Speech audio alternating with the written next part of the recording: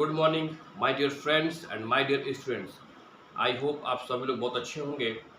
मैंने आपको part of speech में लगभग सारे टॉपिक और उसके काइंड्स मैंने आपको पढ़ा दिए हैं। आज का जो टॉपिक है वो कंजंक्शन, और पिछले वीडियो में इसका जो फर्स्ट पार्ट था मैंने आपको बताया था कि कंजंक्शन क्या होता है, कौन कौन से कंजंक्शन होते हैं, और लगभग मैंने 20 एग्जाम्पल आपको बताया था। वो सारे एग्जाम्पल क्या है, सारे उसमें बीच बीच में कंजंक्शन का यूज़ हुआ है। आज जो हम एग्जाम्पल पढ़ेंगे उस 20 के बाद, यानी मैंने कहा था आपसे कि मैं 20 प्लस एग्जाम्पल और बताऊंगा। with the help of example you can understand how to use the conjunction and how you can understand the meaning of any sentence। किसी भी सेंटेंस का मीनिंग आप बहुत अच्छे से निकाल सकते हैं, या फिर इंग्लिश स्पोकन में भी कंजंक्शन का बहुत बड़ा यूज़ है। तो आज हम पढ़ेंगे, जैसे मैंने आपको बताया था कंजंक्शन क्या होता है। तो कंजंक्शन वो चीज़ है जैसे कि दो सेंटेंस या दो वर्ड या दो फ्रेज के बीच में कंजंक्शन का यूज़ होता है। दो सेंटेंस को जोड़ने में यूज़ होता है, या फिर दो वर्ड को जोड़ने के लिए हम कंजंक्शन का यूज़ करते हैं। क्लियर? तो आइए हम अगला जो एग्जाम्पल है 20 के बाद का ये एग्जाम्पल है। ये फर्स्ट वीडियो में 20 एग्जाम्पल दे चुका हूँ। अब उसके आगे एग्जाम्पल देंगे आपको लगभग 20 प्लस, और इसके बाद आपका कंजंक्शन चैप्टर आपका लगभग कंप्लीट हो जाएगा। आइए देखते हैं अब अगला, ये जो अगला एग्जाम्पल उसके आगे फर्स्ट वीडियो के बाद ये सेकेंड पार्ट मैंने बनाया है। अब उसके आगे देख लीजिए आप। आइए, no sooner had I reach the station then the train steamed off. देखिए, नो सूनर का मतलब होता है जो ही, और आगे दिया हुआ है देन, यानी जो ही और त्यों ही का मतलब हुआ है। जैसे जो ही मैंने ये काम किया तुरंत ऐसा ये चीज़ हो गया। तो हिंदी जो मीनिंग होती है ना नो सूनर देन का, जो ही और त्यों ही। तो यहाँ पे लिखा है कि no sooner had I reach the station, जो ही मैं स्टेशन पर पहुँचा त्यों ही क्या हुआ, तुरंत उसके बाद जो ट्रेन है वो चल दी। स्टीम्ड ऑफ का मतलब होता है चल देना, यानी जो ही मैं स्टेशन पर पहुंचा त्यों ही क्या हुआ, ट्रेन जो है चल दी। क्लियर? तो नो सूनर देन का मतलब होता है सेंटेंस में जो ही और त्यों ही। ये स्पोकन में बहुत ज़्यादा ऐसा होता है। जैसे आपने कहा कि तुम जैसे ही तुम आए वैसे ही बारिश हो गई, तो वही सेम चीज़ है कि जैसे ही मैं स्टेशन पर, यानी जो ही मैं स्टेशन पर पहुंचा तो ही ट्रेन चल दी। स्टीम्ड ऑफ का मतलब चल दी। तो देखिए कितना बड़ा यूज है नो सूनर और देन का। नो सूनर और देन क्या है, कंजंक्शन है। क्लियर? अगला एग्जांपल देखिए, he had hardly reach the station when it began to rain, यानी वह मुश्किल से ही स्टेशन पर पहुंचा था कि बारिश शुरू हो गई। मीनिंग क्लियर है? वह मुश्किल से, यानी हार्डली, वह मुश्किल से स्टेशन पर पहुंचा ही था कि बारिश होना स्टार्ट हो गया। क्लियर? तो यहाँ पर जो हमारा कंजंक्शन है वो है आपका हार्डली और व्हेन, दोनों हमारा कंजंक्शन का यूज हुआ है। क्लियर है? नेक्स्ट एग्जांपल देखिए, I had scarcely reach the school when the bell rang. Scarcely और हार्डली का मतलब होता है मुश्किल से, दोनों सेम मीनिंग है। यानी मैं मुश्किल से भी स्कूल पहुंचा ही था, तुरंत क्या हुआ, तुरंत जो है घंटी बज गई। जैसे ही, मतलब मैं मुश्किल से अभी स्कूल पहुंचा ही था कि, मीनिंग क्या निकल रहा है कि घंटी तुरंत बज गई। Clear?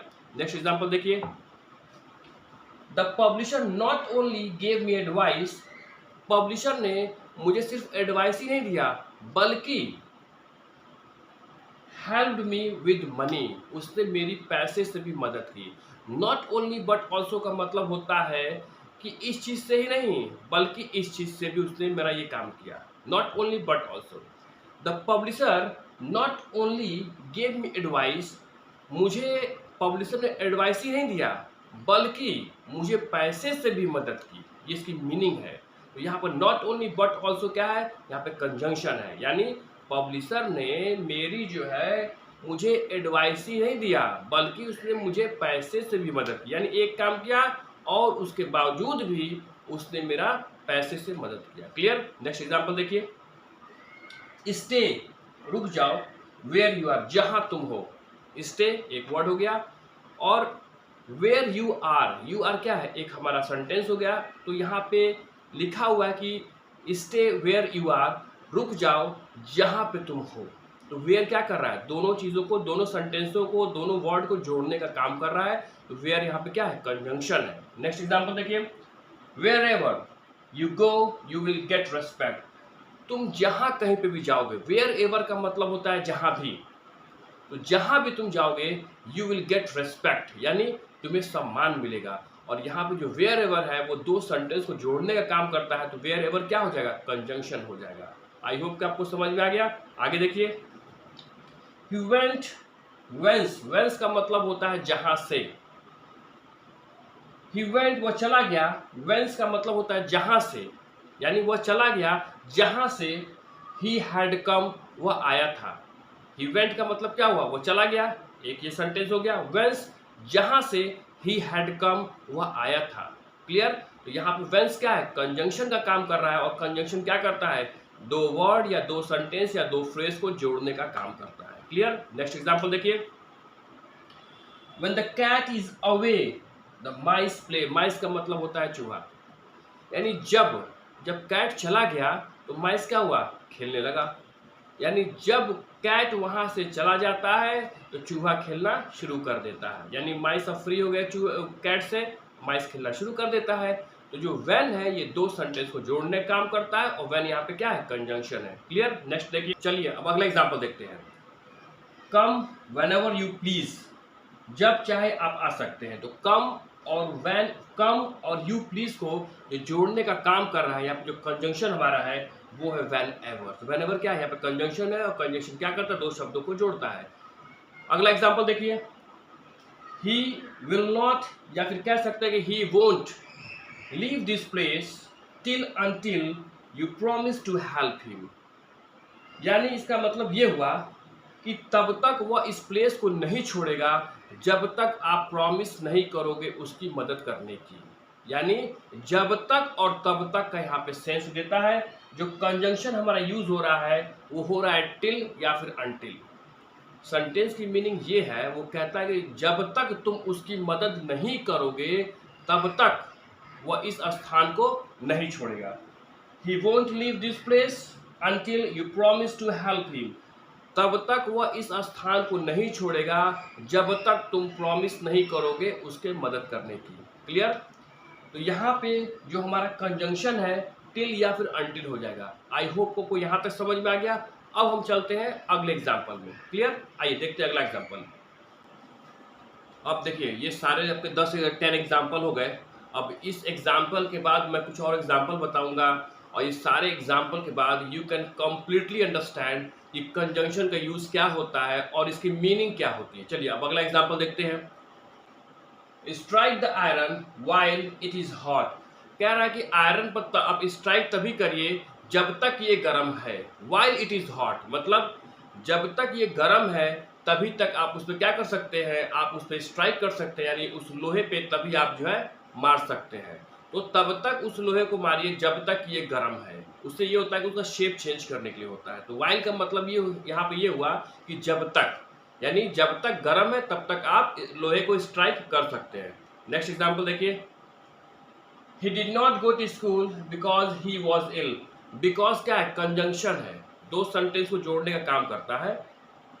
he did not go to school यानी वह स्कूल नहीं गया क्योंकि he was ill, वह बीमार था। ठीक है, दो सेंटेंस जोड़ा, बिकॉज का मतलब क्योंकि।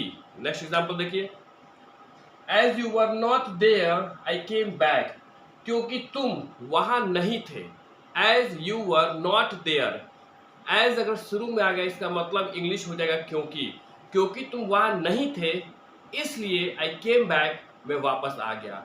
अगर सेंटेंस की शुरुआत में एज दिया हुआ है तो इसकी मीनिंग क्योंकि से भी स्टार्ट होता है। एज का मतलब क्योंकि, अगर सेंटेंस के स्टार्टिंग में है तो यह लिखा हुआ है कि as you are not there, क्योंकि तुम वहां पर नहीं थे इसलिए आई केम बैक, मैं वापस आ गया। क्लियर। आगे देखिए, सिंस यू से सो आई बिलीव इट। क्योंकि तुम ऐसा कहते हो। अगर सिंस पहले आ गया, सेंटेंस के पहले आ गया सिंस, तो सिंस का मतलब होता है चूंकि। ठीक ना।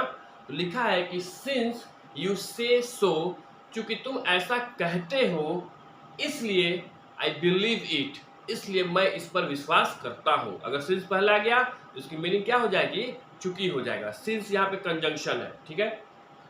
वी ईट, हम खाते हैं, दैट वी मे लीव, हम खाते हैं ताकि, दैट का जो मीनिंग यहाँ पे निकलेगा उसका मतलब होता है ताकि यानी इसलिए। वी ईट हम खाते हैं, दैट वी मे लिव ताकि हम जिंदा रह सके। यहाँ पे दैट जो कंजंक्शन इसका मतलब हो जाएगा ताकि। क्लियर? नेक्स्ट देखिए, walk carefully लेस्ट you should fall. Walk carefully यानी ध्यान पूर्वक चलिए, लेस्ट यू शुड फॉल ताकि तुम गिर ना जाओ। यानी आप सावधानी से चलिए ताकि आप कहीं गिर ना जाए। लेस्ट यू शुड फॉल ताकि आप कहीं गिर ना जाए। क्लियर? जो लेस्ट है यहाँ पर कंजंक्शन का काम करता है, और जब भी लेस्ट आएगा उसके साथ में शुड वाला सेंटेंस नहीं आना है। ठीक है? वॉक केयरफुली यानी ध्यान से चलिए, लेस्ट यू शुड फॉल कहीं ऐसा ना हो कि आप गिर जाए। क्लियर? नेक्स्ट एग्जांपल देखिए, he is such a good man that all respect him. वह इतना अच्छा इंसान है, दैट का मतलब कि। क्लियर? दैट का मतलब क्या हुआ यहाँ पर? की हुआ कि ऑल रेस्पेक्ट हिम कि सभी लोग उसका सम्मान करते हैं। वह इतना अच्छा आदमी है कि, दैट का मतलब की हुआ कि ऑल रेस्पेक्ट हिम सभी लोग उसका सम्मान करते हैं। यहाँ पर जो कंजंक्शन यूज हुआ है वो है आपका दैट। दैट का मीनिंग क्या है? की। क्लियर? नेक्स्ट एग्जांपल देखिए, इफ यू गो अगर आप जाते हो, आई शैल स्टे एट होम अगर आप चले जाते हो तो मैं घर पे आपका इंतजार करूंगा। तो इफ क्या है यहाँ पर? कंजंक्शन है, दो सेंटेंस जोड़ा है। इफ यू गो अगर आप जाते हो तो आई शैल स्टे एट होम मैं घर पर इंतजार करूंगा, मैं घर पर रुकूंगा। क्लियर? इफ यहाँ क्या है? कंजंक्शन है। नेक्स्ट एग्जांपल देखिए, यू विल नॉट पास आप पास नहीं होगे unless you labour hard. Unless का मतलब होता है जब तक। मतलब यह है कि यू विल नॉट पास आप पास नहीं होगे, एग्जाम को क्वालिफाई नहीं कर पाओगे, अनलेस यानी जब तक, यू लेबर हार्ड जब तक कि आप मेहनत नहीं करोगे। तो अनलेस क्या है? यहाँ पे कंजंक्शन है, दो सेंटेंस को जोड़ने का काम कर रहा है। क्लियर? नेक्स्ट देखिए, आई विल ट्रस्ट यू मैं तुम पे विश्वास करूंगा, प्रोवाइडेड का मतलब ये है कि प्रोवाइडेड का मतलब ये होता है कि शर्त यह है कि यू टेल द ट्रूथ आप सच्चाई बताओगे। प्रोवाइडेड यहाँ पे कंजंक्शन है जो दो सेंटेंसों को जोड़ने का काम करता है, और प्रोवाइडेड का मतलब होता है कि बस यही शर्त है कि। ठीक है? आई विल ट्रस्ट यू मैं तुम पे विश्वास करूंगा, लेकिन एक ही शर्त है कि यू टेल द ट्रूथ आप मुझे सच्चाई बताएंगे। अगर आप मुझे सच्चाई बताते हैं तो ही मैं आप पे विश्वास करूंगा। क्लियर? यानी जो आपका प्रोवाइडेड है इसका मतलब ये होता है कि बस यही शर्त है कि आई विल ट्रस्ट यू मैं तुम पर विश्वास करूंगा, बस एक ही शर्त है कि आप मुझसे सच्चाई बताएंगे। क्लियर? आई होप कि लगभग कंजंक्शन में मैंने आपको 40 सेंटेंसेस बताए हैं, 40 कंजंक्शन बताए हैं। With the help of 40 sentences, with the help of 40 conjunctions, you can make your own sentences, and also I think you have completed understand all these sentences. So next video में मैं इसके आगे पढ़ाऊंगा। एक बहुत ही अच्छा टॉपिक है, participle क्या होता है, जिरंड क्या होता है और इन्फिनिटिव क्या होता है। तो नेक्स्ट टॉपिक में मैं उसी को डिस्कस करने वाला हूँ। Till then have a nice day, thank you.